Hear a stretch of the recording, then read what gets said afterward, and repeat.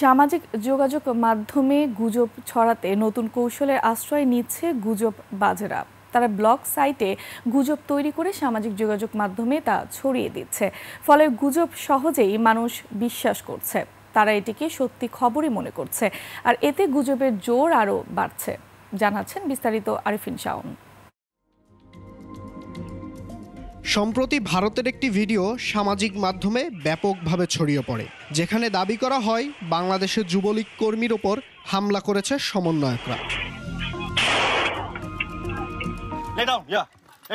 সিনেমার শুটিং দৃশ্য ফেসবুকে ছড়িয়ে দিয়ে পাহাড়ে অরাজকতার ভুয়া তথ্য ছড়ানো হয়।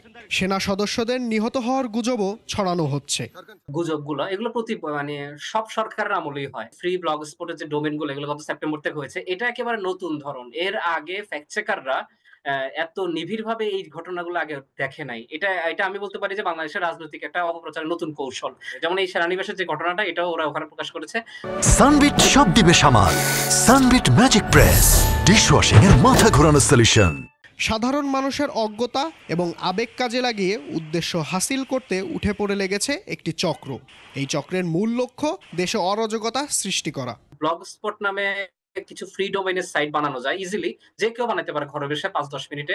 এর কোনো টাকা পয়সা লাগে না।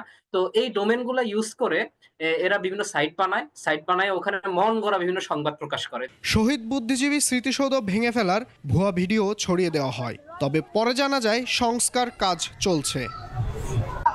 আরিফিন শাওন, ২১ টেলিভিশন, ঢাকা।